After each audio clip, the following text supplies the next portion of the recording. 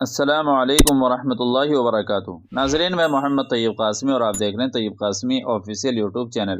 ناظرین، فیشن کے بڑھتے ہوئے دور میں لوگ شرعی حدود کا خیال بھی نہیں رکھ پاتے اور ان کاموں کو بھی انجام دے دیتے ہیں جو شرعاً ناجائز اور حرام ہے۔ یا تو ان کو مسائل شرعیہ کا علم نہیں ہوتا یا پھر وہ شرعی حکم کی پرواہ نہیں کرتے۔ دونوں ہی باتیں ایک مسلمان کے لیے نقصان دہ ہیں۔ من جملہ ان فیشنوں کے ایک جسم پر ٹیٹو بنانا اور بنوانا بھی ہے۔ تو کیا شریعت مطہرہ میں جسم پر ٹیٹو بنوانا جائز ہے؟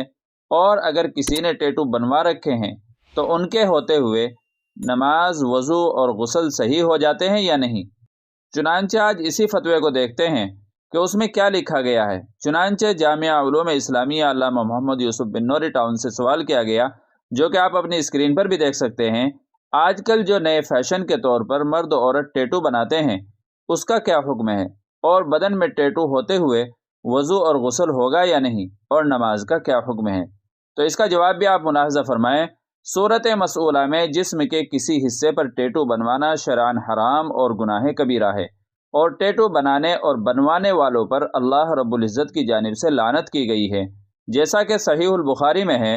عن ابن عمر رضی اللہ تعالی عنہ عن النبی صلی اللہ علیہ وسلم حیث قال لعن اللہ الواصلۃ والمستوصلۃ والواشمۃ والمستوشمہ۔ لہذا صورت مسئولہ میں جسم پر ٹیٹو بنانے کی قطعاً اجازت نہیں ہے، اور اگر کسی نے جسم پر ٹیٹو بنوا رکھے ہوں تو اسے چاہیے کہ وہ اللہ کے حضور سچے دل سے توبہ کرے، اور اگر اسے زائل کرنا ممکن ہو تو بذریعہ علاج جسم سے اسے ختم کروائے۔ موجودہ دور میں اسے جدید طریقہ علاج سے مشقت کے بغیر زائل کرنا بھی ممکن ہو گیا ہے۔ رہی بات وضو اور غسل کی، تو دونوں ہو جاتے ہیں اور ٹیٹو کے ساتھ نماز بھی ہو جاتی ہے۔ فقط واللہ عالم۔ دارالفتاح جامعہ علوم اسلامیہ علامہ محمد یوسف بن نوری ٹاؤن۔ تو ناظرین، فتوے میں صاف طور سے یہ بات کہہ دی گئی ہے کہ ٹیٹو کا بنوانا حرام ہے، اور اگر کسی آدمی نے ٹیٹو بنوا رکھے ہیں تو پھر اس کو چاہیے کہ اللہ تبارک و تعالیٰ کے سامنے سچے دل سے توبہ کرے اور ان ٹیٹوؤں کو کسی بھی طریقے سے ممکن ہو تو ختم کروا دے، اور ان کے رہتے ہوئے نماز، وضو اور غسل تینوں درست ہو جاتے ہیں۔ تو مجھے امید ہے کہ آپ اس مسئلے کو اچھی طریقے سے سمجھ گئے ہوں گے۔